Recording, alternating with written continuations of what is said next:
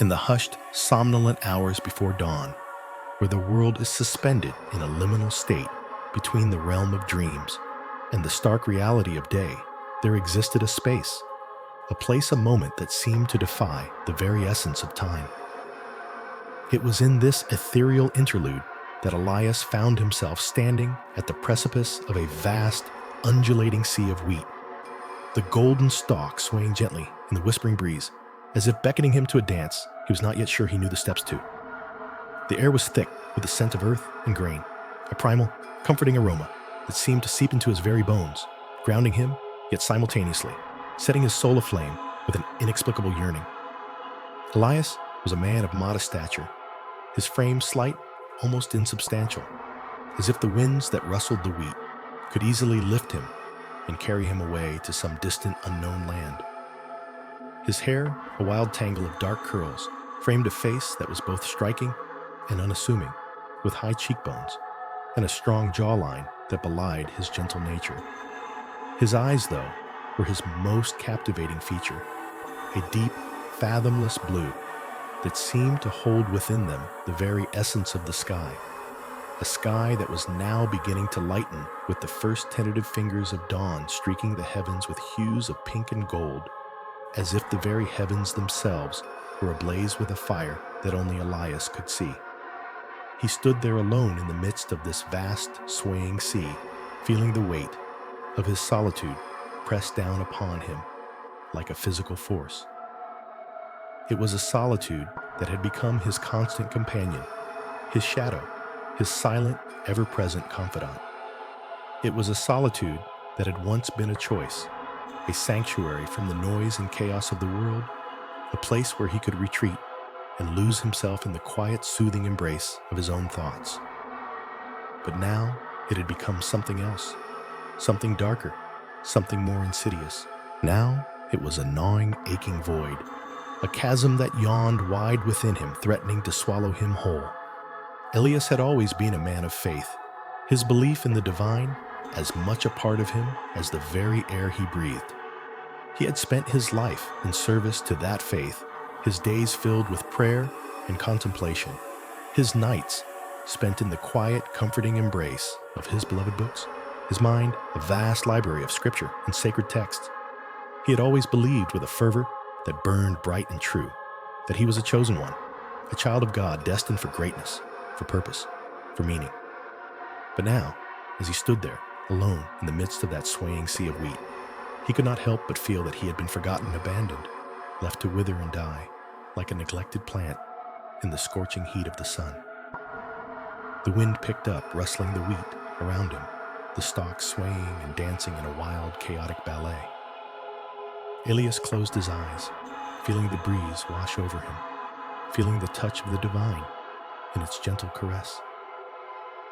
He could feel the presence of God all around him, in the rustling of the wheat, in the whispering of the wind, in the distant song of the birds that were beginning to stir in the trees.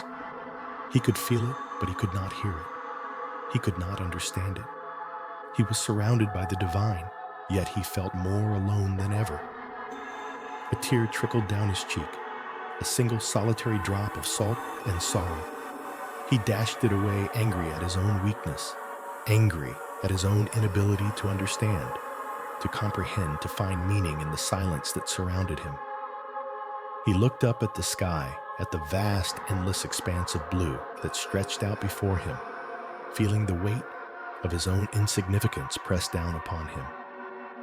He was but a single solitary figure in a world that was vast and infinite, a world that seemed to care little for his existence, for his pain, for his suffering. But then as he stood there, feeling the weight of his own insignificance, feeling the ache of his own solitude, he felt something else. He felt a stirring within him, a spark, a flame, a fire that burned bright and true. It was a feeling he had not felt in a long time, a feeling he had almost forgotten. It was the feeling of hope, of purpose, of meaning. It was the feeling of being chosen.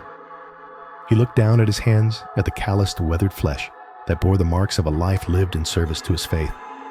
He flexed his fingers, feeling the strength within them, feeling the power that lay dormant, waiting to be unleashed.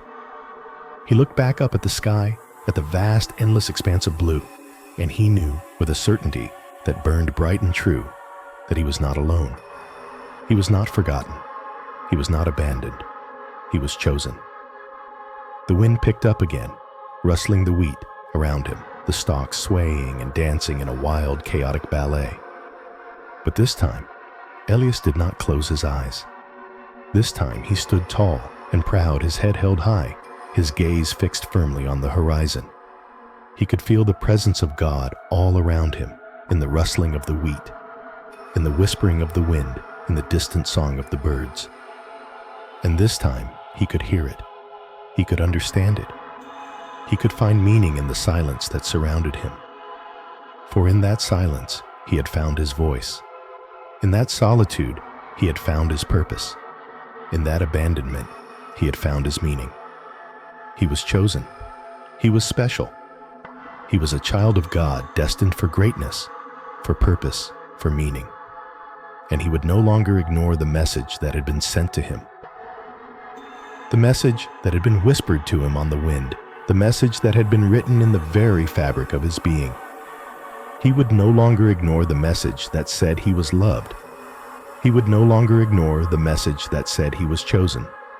He would no longer ignore the message that said he was special, for he was Elias, the chosen one, the child of God, the man who had been abandoned, yet had found his way back to the light. And he would let his light shine, no matter what the cost, no matter what the consequence.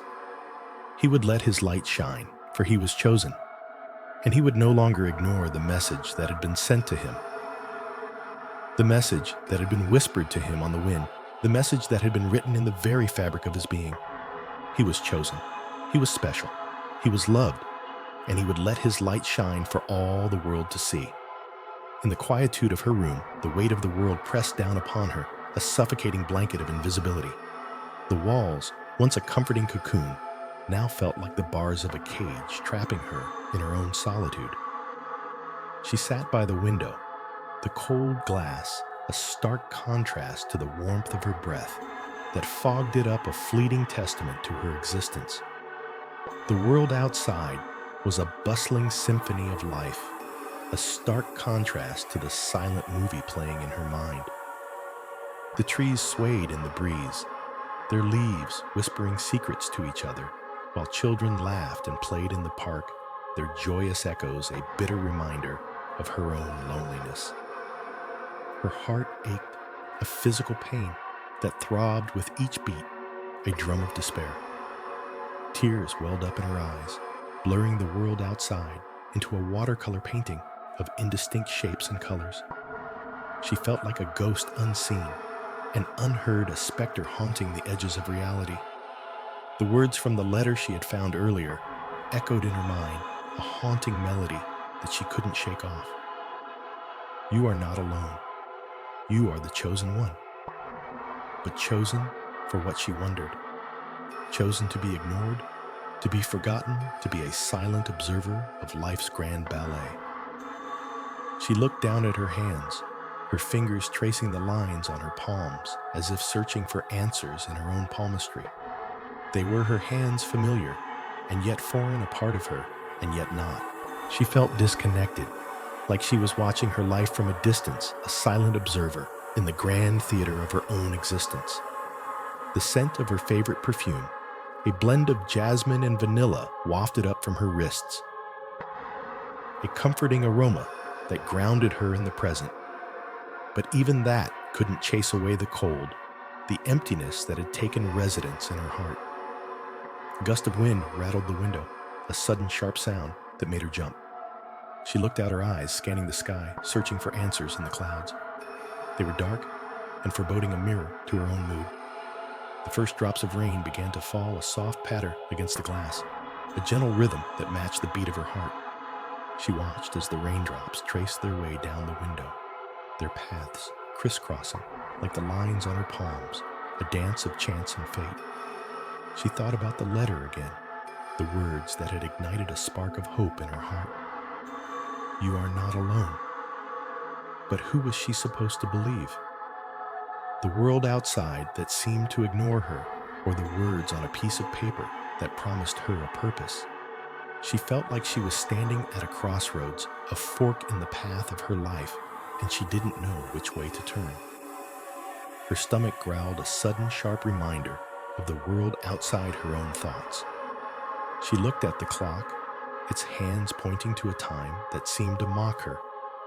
It was too late to eat, too late to call anyone, too late to do anything but sit and think. She stood up, her legs stiff from sitting for so long, and walked to the kitchen. The house was silent, the only sound, the hum of the refrigerator and the soft ticking of the clock. She opened the fridge, the light spilling out into the dark kitchen, a beacon of hope in the darkness. She looked at the contents of the fridge, her eyes scanning the shelves, searching for something. Anything that could distract her from her thoughts. There was a leftover pizza, a carton of milk, a few pieces of fruit. She grabbed a slice of pizza, the cheese cold and congealed, and took a bite. The taste was bland, a dull echo of the flavor it once was. She chewed slowly, her mind wandering her thoughts, a tangled web of emotions. She walked back to her room, the pizza slice forgotten in her hand. She sat down on her bed, the soft mattress welcoming her a comforting embrace. She looked around her room, her eyes taking in the familiar sights, the posters on the wall, the books on the shelf, the clothes strewn on the floor. It was her room, her sanctuary, and yet it felt like a stranger's, a place she didn't belong. She thought about the letter again, the words that had sparked a fire in her heart. You are the chosen one, chosen for what she wondered, chosen to be alone, to be ignored, to be forgotten, or chosen for something more, something greater. She didn't know, and the not knowing was a torture, a slow, agonizing burn that gnawed at her insides. She looked out the window again, the rain still falling, the world outside a blur of colors and shapes. She felt like she was on the outside, looking in a silent observer of life's grand ballet. She wanted to be a part of it, to dance and twirl and laugh, to be seen and heard and loved. But she didn't know how. And the not knowing was a weight, a heavy burden that pressed down upon her. She thought about the letter again, the words that had ignited a spark of hope in her heart. You are not alone. But who was she supposed to believe? The world outside that seemed to ignore her, or the words on a piece of paper that promised her a purpose? She felt like she was standing at a crossroads, a fork in the path of her life, and she didn't know which way to turn. She closed her eyes, the darkness a welcome respite from the world outside. She took a deep breath, the air filling her lungs, a lifeline in the sea of her thoughts. She exhaled slowly, the air leaving her body, a release of the tension that had built up inside her. She did this again and again, her breath a rhythm, a beat that matched the rhythm of her heart. She opened her eyes, the world outside a blur of colors and shapes. She felt different, a change, a shift in her perspective. She didn't know what the future held, didn't know what the letter meant, didn't know if she was truly the chosen one. But she knew one thing, one truth that she held on to with all her might. She was not alone. She was not a ghost, a silent observer of life's grand ballet. She was a part of it, a dancer in the grand scheme of things, and she would find her place, her purpose, her destiny. She stood up, her legs steady, her heart strong. She walked to the window, her hand pressing against the cold glass. She looked out at the world, the rain still falling, the trees still swaying, the children still laughing. She smiled a small, soft smile that lit up her face, a beacon of hope in the darkness. She was not alone. She was the chosen one, and she would find her way. In the quietude of her room, the weight of the world pressed down upon her, a suffocating blanket of invisibility. She sat by the window, the cold glass, a stark contrast to the warmth of her breath that fogged it up, only to be erased by the relentless wind that howled through the night. The moon, a silver sentinel cast its pale light upon the pages of the book. In her lap, a book that had once been her solace, her escape. But tonight, the words swam before her eyes, their meaning lost in the labyrinth of her thoughts. The house was silent, the usual hum of life extinguished, leaving her alone with the echoes of her own heart. She could hear the distant ticking of the grandfather clock in the hallway, each chime a reminder of the time that slipped through her fingers like sand. The scent of lavender from the sachet tucked under her pillow did little to soothe her, the fragrance now a bitter reminder of the comfort she could not find. Her fingers traced the spine of the book, the leather worn smooth by time and touch. She remembered the days when she could lose herself in its pages, when the characters became her confidants, their worlds a refuge from her own. But tonight the words were cold, the stories distant, and she felt a profound sense of isolation that made her heart ache. She closed her eyes, the better to shut out the world, but the darkness only amplified her senses. The wind whispered through the trees outside a mournful symphony that echoed the emptiness within her. The scent of rain, heavy and earthy, filled the air, a promise of a storm to come. She could feel the tension in her muscles, the tightness in her chest, the weight of tears unshed. A soft knock at the door startled her, and she quickly wiped her eyes, hoping to hide the evidence of her distress. "Come in," she called, her voice barely above a whisper. The door creaked open, and her mother's familiar form filled the doorway. The soft glow of the hallway light haloed her, casting long shadows that danced upon the walls. She held a tray in her hands, the steam rising from the cup of tea, a beacon of warmth in the cold room. "Thought you might like some company," her mother said, her voice gentle, her eyes filled with a warmth that seemed to reach out and envelop her. She set the tray down on the bedside table and sat on the edge of the bed, her hand reaching out to brush a strand of hair from her daughter's face. The gesture was so simple, so mundane, yet it undid her. The tears she had been holding back spilled over, hot and bitter, and she turned her face away, ashamed of her weakness. "Oh, sweetheart," her mother murmured, pulling her into a hug. The scent of her mother's perfume, a familiar blend of roses and vanilla, wrapped around her, a comforting embrace that made her feel safe. She clung to her, the tears flowing freely now, her body racked with sobs. Her mother held her, her hand stroking her hair, her voice a soft murmur of comfort. "It's all right. Let it out," she whispered, her breath warm against her ear. I'm here. The storm within her raged on the tears, a deluge that seemed to cleanse her soul. She cried for the loneliness she felt, for the isolation that had become her constant companion. She cried for the words that had abandoned her, for the stories that had once been her refuge, but now seemed distant and cold. She cried for the girl she had been, the girl who had believed in magic and wonder, in a world where she was seen and heard and loved. Her mother held her through it, all her presence a steady anchor in the tumultuous sea of her emotions. She felt the warmth of her mother's tears on her cheek, a silent testament to the love that bound them together. And in that moment, she realized that she was not alone, that she had never been alone, that the love of her mother was a beacon that would always guide her home. As the storm within her subsided, she pulled away, her eyes red and swollen, her face streaked with tears. Her mother handed her a tissue, her smile gentle, her eyes filled with a love that seemed to shine from within. "Better?" she asked, her voice soft. She nodded, a small smile tugging at her lips. "Yes," she whispered, her voice hoarse from crying.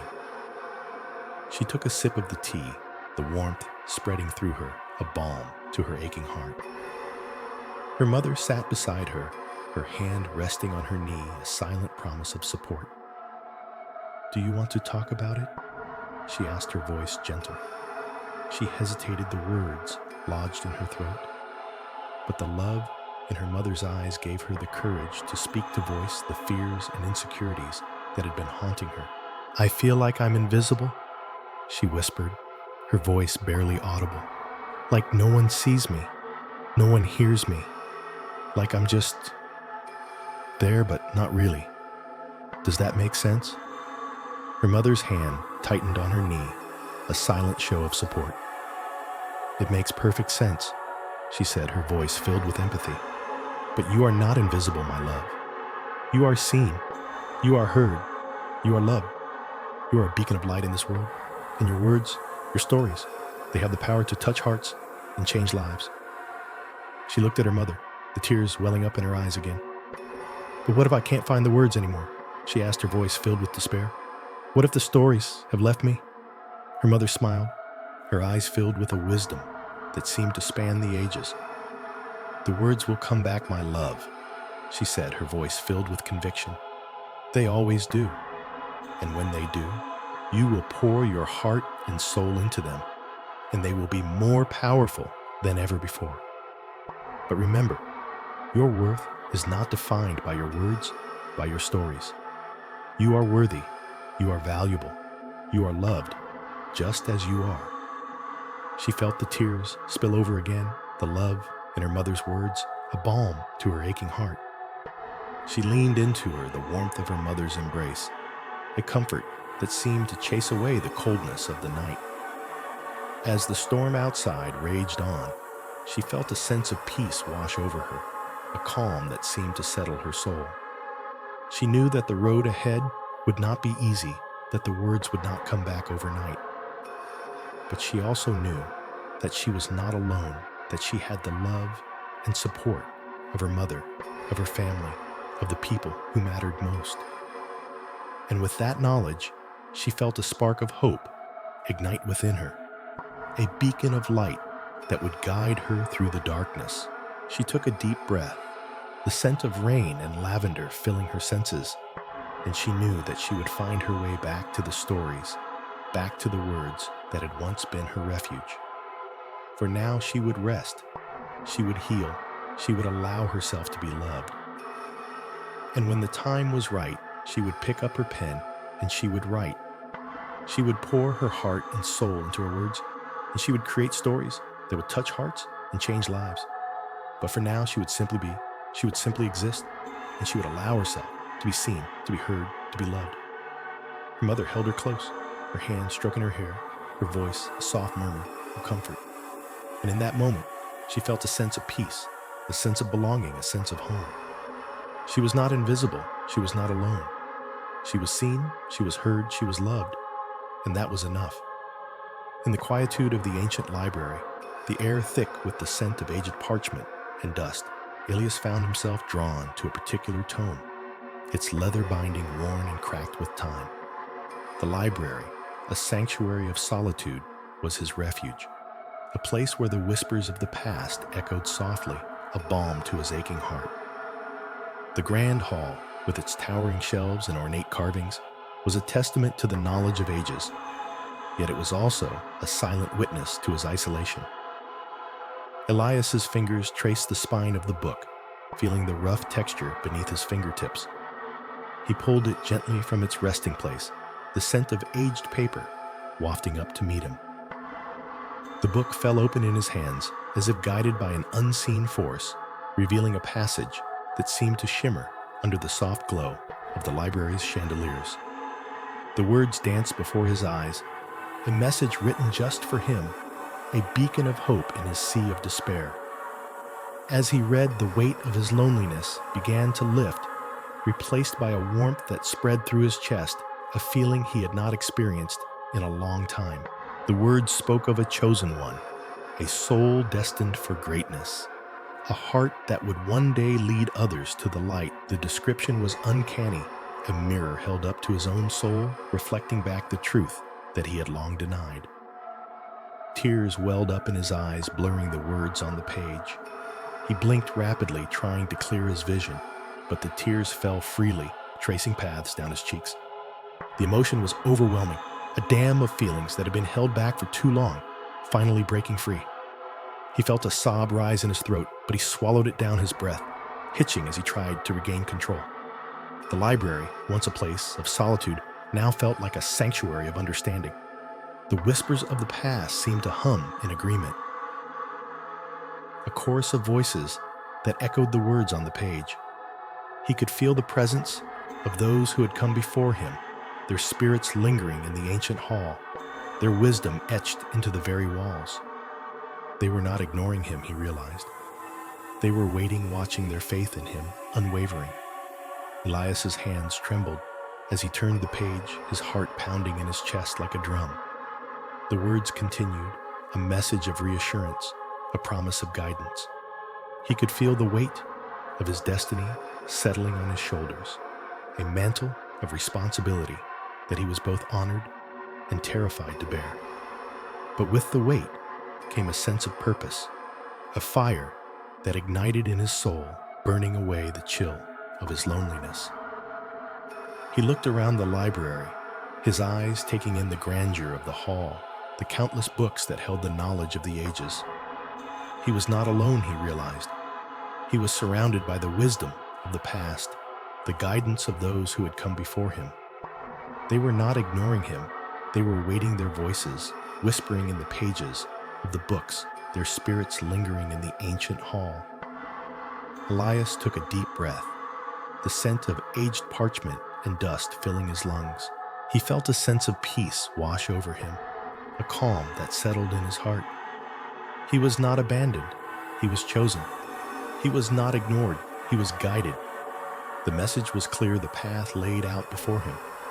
He was ready, his heart open, his soul alight with the fire of his destiny.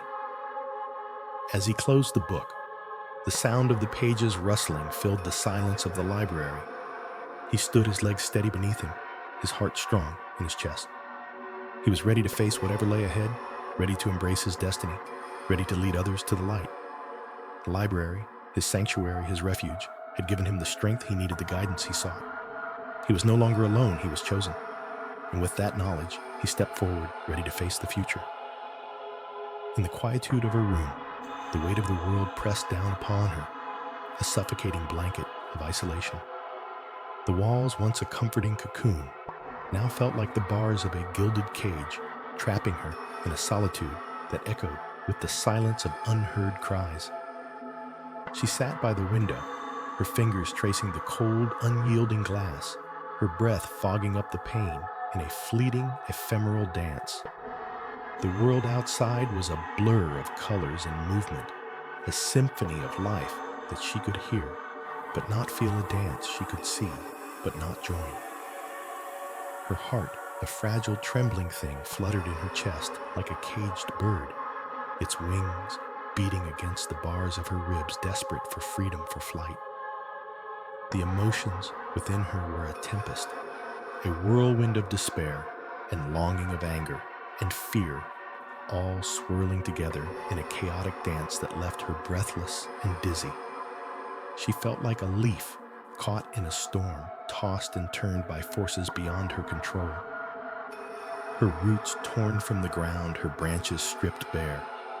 The words of the letter lay heavy in her heart, a beacon of hope in the darkness, a promise of purpose and belonging.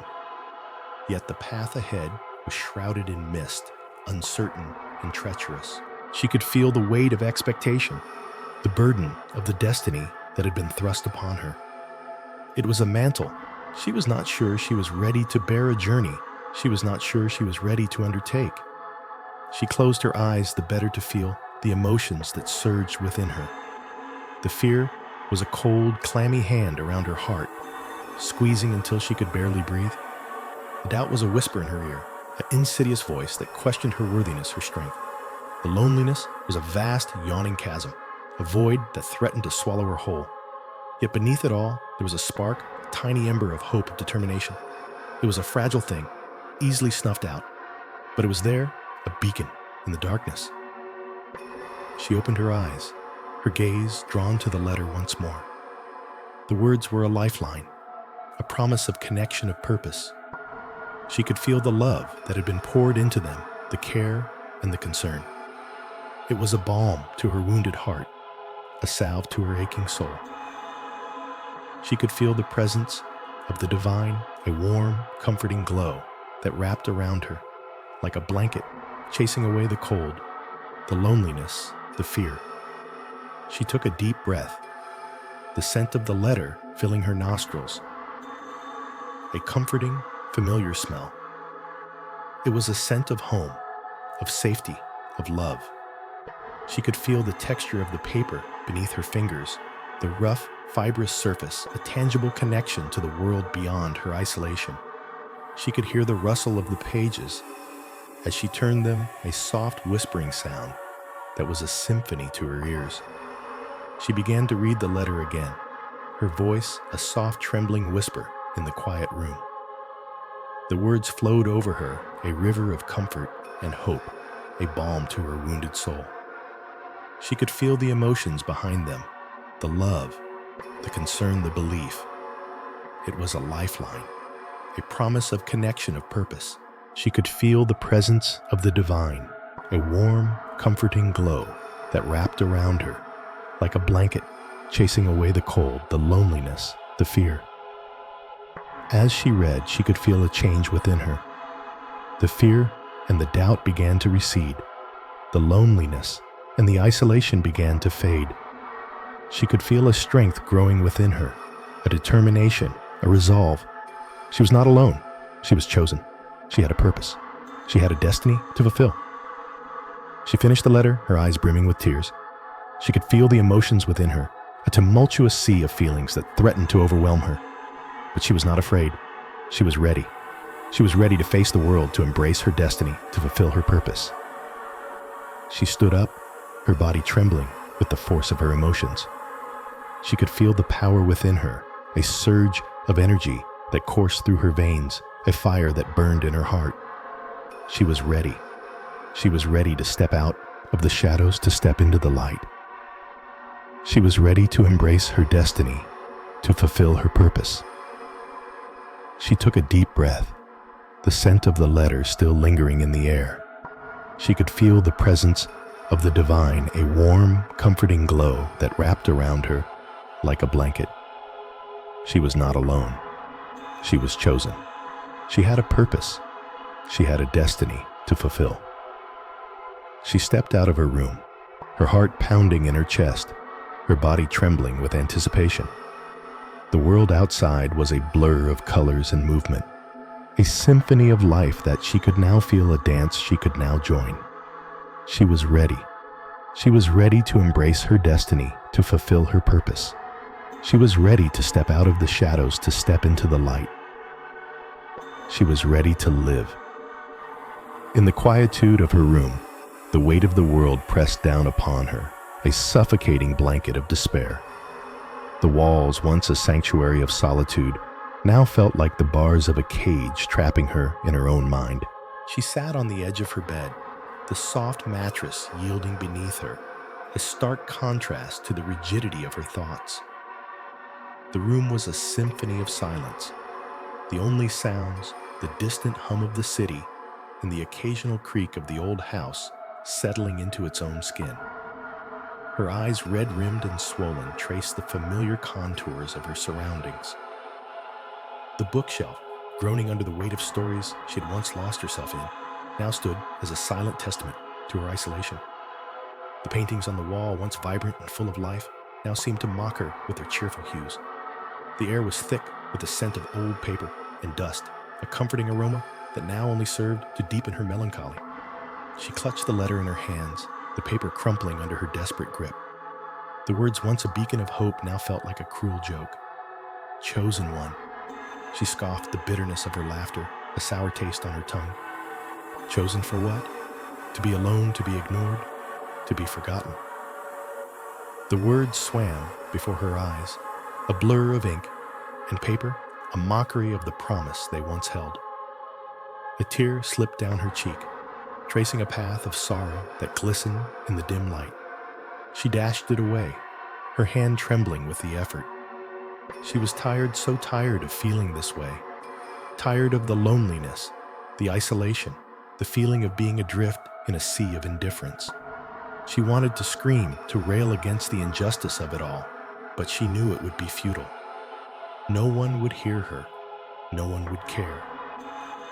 She stood up, her movements, slow and deliberate, as if she were wading through a thick fog. She walked over to the window, her bare feet silent on the worn wooden floor. The city sprawled out before her, a vast expanse of lights and shadows, a testament to the lives being lived, the stories being told, the connections being made. And there she stood, a solitary figure in the darkness, a spectator to the world's grand dance, the cold glass of the window pane pressed against her forehead, a stark contrast to the heat of her tears. She closed her eyes, the city's glow seeping through her eyelids, a kaleidoscope of colors that did little to warm her chilled heart. She thought of the letter, of the words that had once filled her with such hope. "You are not alone," she whispered, her voice a mere breath in the vastness of the night. But the words rang, a hollow echo in the chamber of her heart. She turned away from the window, her resolve hardening like steel. She would not be a victim, not anymore. She would not let the weight of the world crush her, not let the darkness consume her. She would fight. She would rage against the dying of the light. She would make them see her, make them hear her, make them acknowledge her existence. She walked back to her bed, the letter still clutched tightly in her hand. She sat down, her back straight, her chin held high. She would read the letter again, not as a desperate plea for connection, but as a call to arms. She would read it, and she would understand. She would understand the power of her words, the strength of her voice, the depth of her spirit. She unfolded the letter, the paper rustling softly in the silence. She took a deep breath, the scent of old paper and dust filling her lungs, grounding her, centering her. She began to read, her voice, steady and strong, a beacon of light in the darkness. "To the chosen one," she read, her voice echoing in the quiet room. "You feel alone, ignored, abandoned. But I tell you, this you are not alone. You are seen, you are heard, you are acknowledged. You are a beacon of light in the darkness, a voice of hope in the silence. You are the chosen one, and you have a purpose, a destiny to fulfill." She paused, the weight of the words settling upon her like a mantle. She could feel the truth in them, the power, the promise. She was not alone. She was not ignored. She was not abandoned. She was chosen. She was seen. She was heard. She was a beacon of light, a voice of hope. She was the chosen one, and she had a purpose, a destiny to fulfill. She continued to read, her voice growing stronger, more resolute. "You may feel like a stranger in a strange land, but I tell you, this you are not. You are a citizen of the kingdom of light, a child of the divine. You are loved, you are valued, you are cherished. You are a part of something greater than yourself, something eternal, something divine." She could feel the truth of these words as well, the love, the value, the cherishing. She was a part of something greater, something eternal, something divine. She was a citizen of the kingdom of light, a child of the divine. She was loved, she was valued, she was cherished. She finished the letter, her voice echoing in the silence. She folded the paper, the creases sharp and precise, a testament to her newfound resolve.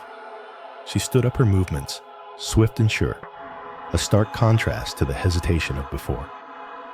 She walked over to the mirror, her reflection staring back at her, a stranger she was just beginning to know. She looked into her own eyes, the eyes of the chosen one, the eyes of a beacon of light, the eyes of a voice of hope. She saw the strength in them, the resilience, the determination. She saw the power, the promise, the purpose. She saw herself, and she saw the truth. She turned away from the mirror, her resolve hardening like steel. She would not be a victim, not anymore. She would not let the weight of the world crush her, not let the darkness consume her. She would fight. She would rage against the dying of the light. She would make them see her, make them hear her, make them acknowledge her existence. She walked over to the door, her hand resting on the knob. She took a deep breath, the scent of old paper and dust filling her lungs, grounding her, centering her. She turned the knob, the door creaking open, a portal to the world beyond. She stepped through, her heart pounding in her chest, her spirit soaring like a bird set free. She walked down the hallway, her footsteps echoing in the silence. She could feel the eyes of the world upon her, the weight of their gaze, the power of their scrutiny. But she was not afraid, she was not cowed. She was the chosen one. She was a beacon of light. She was a voice of hope. She was the chosen one, and she had a purpose, a destiny to fulfill. She stepped out into the night, the city sprawling out before her, a vast expanse of lights and shadows, a testament to the lives being lived, the stories being told, the connections being made. And there she stood, a solitary figure in the darkness, a beacon of light in the night. She was seen, she was heard, she was acknowledged. She was the chosen one, and she was ready to fulfill her destiny. In the quietude of her room, the weight of the world pressed down upon her, a suffocating blanket of loneliness and despair. The walls, once a comforting cocoon, now felt like the bars of a gilded cage, trapping her in her own isolation. She sat by the window, the cold glass, a stark contrast to the warmth of her breath that fogged it up, a fleeting testament to her existence. The world outside was a blur of colors and shapes, a symphony of sounds that she could hear but no longer felt a part of. The laughter of children playing in the park, the distant hum of traffic, the rustle of leaves dancing in the wind, all of it seemed to mock her solitude, a cruel reminder of the life she once had, the connection she once felt. Her heart ached, a physical pain that radiated through her chest, a constant companion in her journey through this desolate landscape of the soul. She clutched the letter in her hands, the paper crumpling under the pressure of her grip. The words, once a beacon of hope, now felt like a cruel joke, a taunt from a universe that seemed to delight in her suffering. Chosen one, they had called her. But chosen for what? To be alone, to be ignored, to be a spectator in the grand theater of life. She felt a bitter laugh bubble up within her, a harsh, cynical sound that echoed the emptiness inside her. The scent of old books and dust filled her nostrils, a comforting aroma that usually soothed her. But today, it was a stark reminder of the time she had spent in solitude, the hours she had pored over ancient tomes, seeking answers, seeking meaning. The shelves that lined her walls, once a source of pride, now felt like a monument to her isolation. She reached out her fingers, brushing against the spines of the books, the leather worn smooth by time and touch. Each one held a world within its pages, a world she could escape to, a world where she was not alone. But escape was a temporary respite, a fleeting illusion. Reality always had a way of intruding, of dragging her back to her loneliness. A tear trickled down her cheek, a silent testament to her pain. She dashed it away, her hand trembling slightly. She was tired of crying, tired of the endless cycle of hope and despair. She wanted to feel something else, anything else. But the emotions that once filled her life, the joy, the excitement, the love, all seemed to have deserted her, leaving behind only a hollow echo of what once was. She looked down at the letter again, her eyes scanning the words that had once filled her with such hope. "You are not alone," they had said. But the words felt hollow now, a cruel jest from a universe that seemed to take pleasure in her suffering. She crumpled the letter in her hand, the paper giving way under the pressure of her emotions. She wanted to scream, to rage against the heavens, to demand answers. But she knew it was futile. The universe did not answer, did not care. She was alone, and she always would be. A soft knock at the door startled her, a gentle tap that seemed out of place in the midst of her turmoil. She looked up, her eyes wide with surprise. She had not heard anyone approach, had not sensed another presence. It was as if the very air had shifted, a subtle change that she had not noticed until it was too late. She stood up, her legs trembling slightly, as she made her way to the door. She hesitated, her hand hovering over the doorknob. Who could it be? She had not expected visitors, had not invited anyone. The knock came again, a little louder, this time a little more insistent. She took a deep breath, steeling herself for whatever lay on the other side of the door. She turned the knob, the metal cold under her touch. The door swung open, revealing a figure standing in the doorway. It was an old man, his face lined with age and wisdom.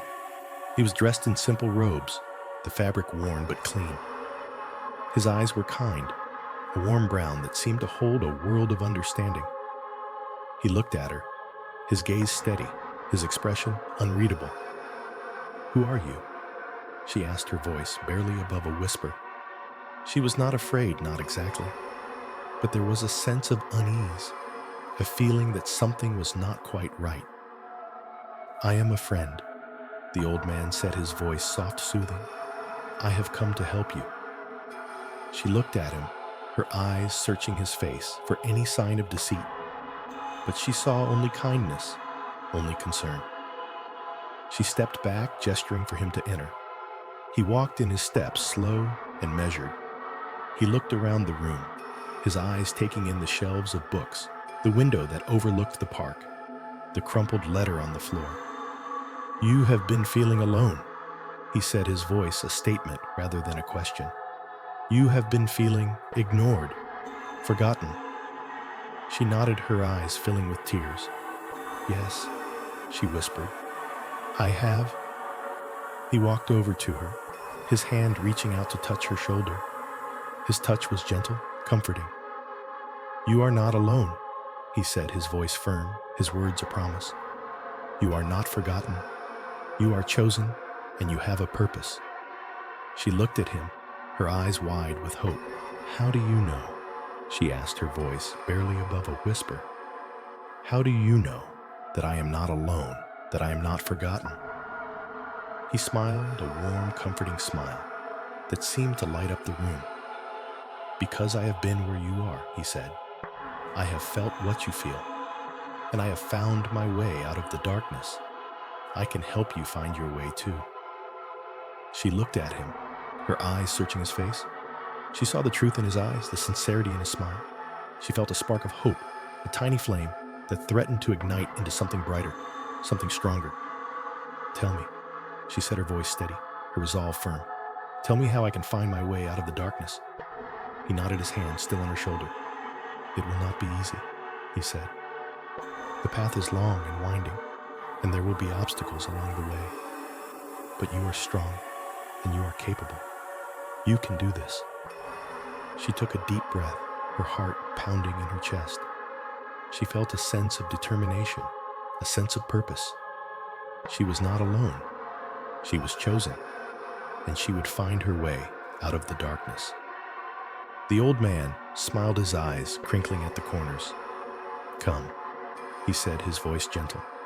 "Let us begin." And with that, she took the first step on her journey, her heart filled with hope, her mind filled with determination. The darkness was still there, a constant presence that threatened to engulf her. But she was no longer afraid. She was no longer alone. She was chosen, and she would find her way. The old man led her to the window, his hand still on her shoulder. He gestured for her to look out to see the world beyond her room. She did, her eyes taking in the sights and sounds of the world outside. The children were still playing in the park, their laughter filling the air. The traffic was still humming in the distance, a steady rhythm that seemed to pulse with life. The leaves were still rustling in the wind, a soft whisper that seemed to carry a message of hope. "You see," the old man said, his voice soft, "you are not alone. You are a part of this world, a part of this life. You have a purpose, a role to play. And you will find it if you are willing to look." She looked at him, her eyes filled with gratitude. "Thank you," she said, her voice barely above a whisper. "Thank you for coming, for helping me." He smiled, his hand squeezing her shoulder gently. "It is my pleasure," he said, "and it is my honor." And with that, she took another step on her journey, her heart filled with hope, her mind filled with determination. The darkness was still there, a a constant presence that threatened to engulf her. But she was no longer afraid. She was no longer alone. She was chosen, and she would find her way. The old man led her to the shelves of books, his hand still on her shoulder. He gestured for her to pick one, anyone. She reached out her fingers, brushing against the spines of the books. She felt a sense of connection, a sense of belonging. These books were her friends, her companions. They had been with her through the darkest times, and they would be with her through the brightest. She picked one, a small, leather-bound volume that seemed to hum with energy. She opened it, her eyes scanning the pages. The words seemed to leap off the page, a dance of letters that seemed to form a message just for her. "You see," the old man said, his voice soft. "The answers are here if you are willing to look. The path is here if you are willing to walk it. You are not alone. You are chosen, and you will find your way." She looked at him, her eyes filled with tears. "Thank you," she said, her voice barely above a whisper. "Thank you for everything." He smiled his hand, squeezing her shoulder gently. "It is my pleasure," he said, "and it is my honor." And with that, she took another step on her journey, her heart filled with hope, her mind filled with determination. The darkness was still there, a constant presence that threatened to engulf her. But she was no longer afraid. She was no longer alone. She was chosen, and she would find her way. The old man led her to the door, his hand still on her shoulder. He gestured for her to open it, to step out into the world. She did, her heart pounding in her chest. The world outside was bright, a stark contrast to the darkness of her room. She blinked her eyes, adjusting to the light. "You are ready," the old man said, his voice firm. "You are strong, and you are capable. You can do this." She looked at him, her eyes filled with gratitude. "Thank you," she said, her voice barely above a whisper. "Thank you for everything." He smiled, his hand squeezing her shoulder gently. "It is my pleasure," he said, "and it is my honor." And with that, she took the final step on her journey, her heart filled with hope, her mind filled with determination. The darkness was still there, a constant presence that threatened to engulf her. But she was no longer afraid. She was no longer alone. She was chosen, and she would find her way. She stepped out into the world, her eyes taking in the sights and sounds of life. The children were still playing in the park, their laughter filling the air. The traffic was still humming in the distance, a steady rhythm that seemed to pulse with life. The leaves were still rustling in the wind, a soft whisper that seemed to carry a message of hope. She took a deep breath, the air filling her lungs, a testament to her existence. She was here, she was alive, and she was ready. She was chosen, and she would find her way. And with that, she began to walk, her steps steady, her resolve firm. The path was long and winding, and there would be obstacles along the way. But she was strong, and she was capable. She would find her way out of the darkness, and she would find her purpose. The old man watched her go, his eyes filled with pride, his heart filled with hope. She was chosen, and she would find her way. And he would be there, a constant presence, a guiding light. He would help her, support her, and love her. For she was not alone. She was chosen, and she would find her way. In the quietude of her room, the weight of the world pressed down upon her, a suffocating blanket of isolation. The walls, once a comforting cocoon, now felt like the bars of a gilded cage, trapping her in a solitude that echoed with the silence of unheard cries. She sat by the window, her fingers tracing the cold, unyielding glass, her breath fogging up the pain in a fleeting, ephemeral dance. The world outside was a bustling tapestry of life, a symphony of sounds and colors that seemed to mock her quiet despair. The laughter of children playing in the park, the distant hum of traffic, the rustle of leaves in the breeze, all of it a stark contrast to the hollow silence that had become her constant companion. Her heart ached, with a longing that was as profound as it was painful. She yearned for connection, for understanding, for someone to see her, truly see her, and recognize the depth of her struggle. But the more she reached out, the more she felt herself sinking into the abyss of invisibility.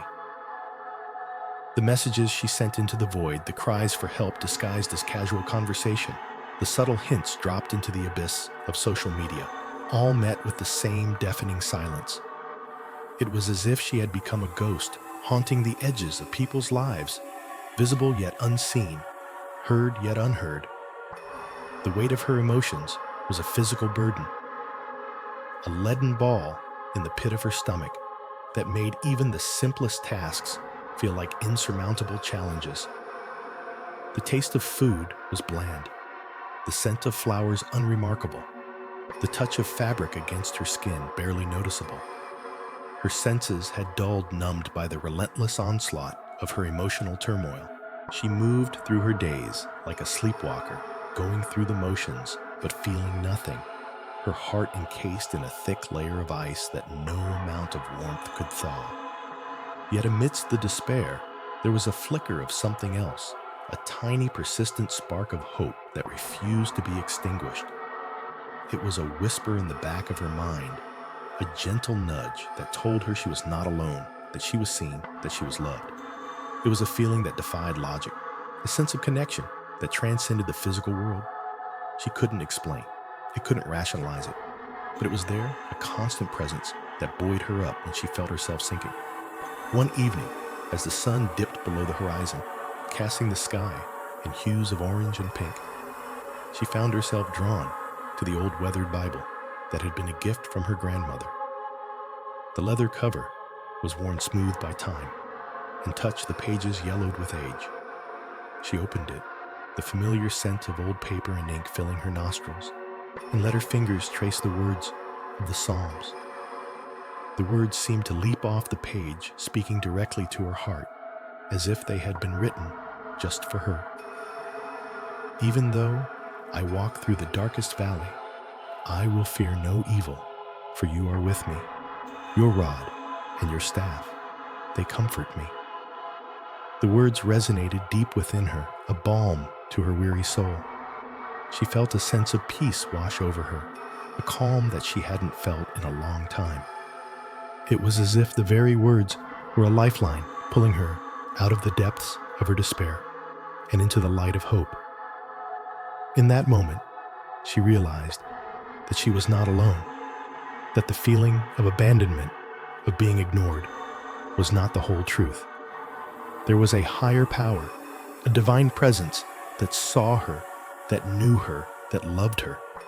And in that knowledge, she found a strength that she didn't know she had. She was not a ghost, not a specter haunting the edges of life. She was a child of God, seen, known, and loved. The days that followed were not easy. The weight of her emotions did not lift overnight, and the silence of her surroundings did not suddenly fill with the sounds of connection and understanding.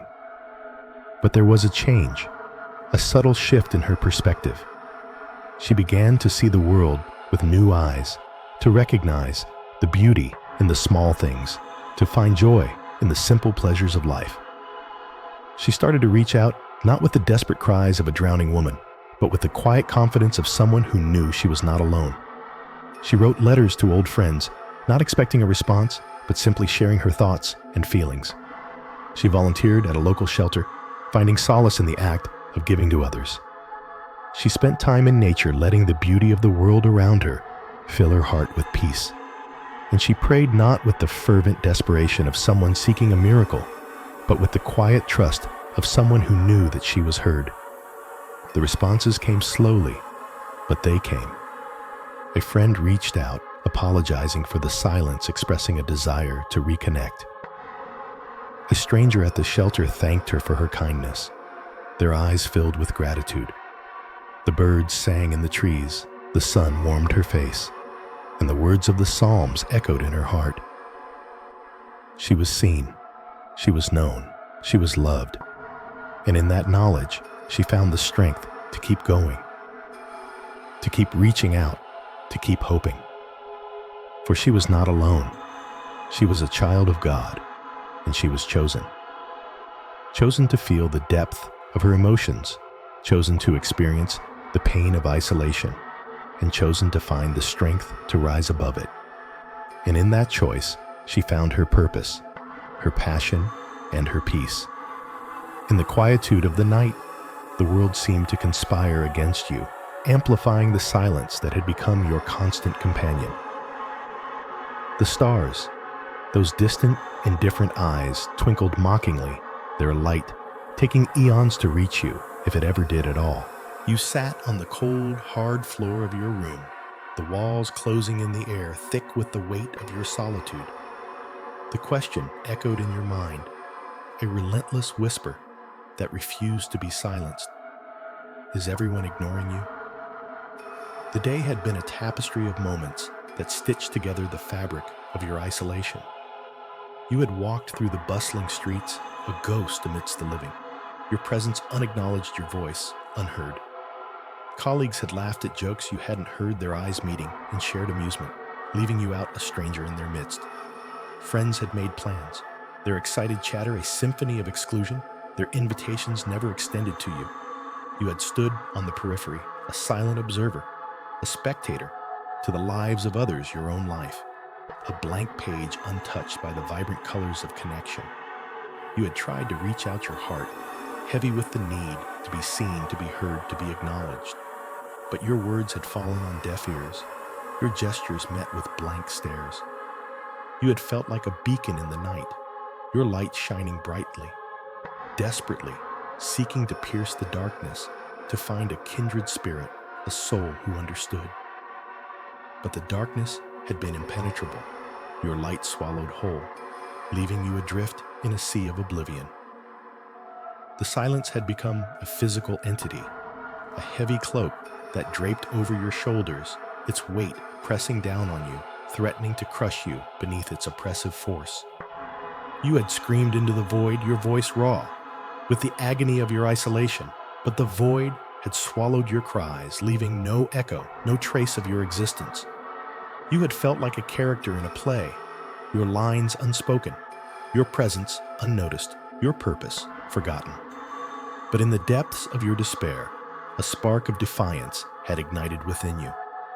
You had refused to be a passive participant in your own life, a mere spectator to the stories of others. You had reached out to the one being who had never ignored you, the one who had always been there, even in the darkest corners of your soul. You had turned to God, your heart heavy with the weight of your loneliness, your spirit yearning for connection.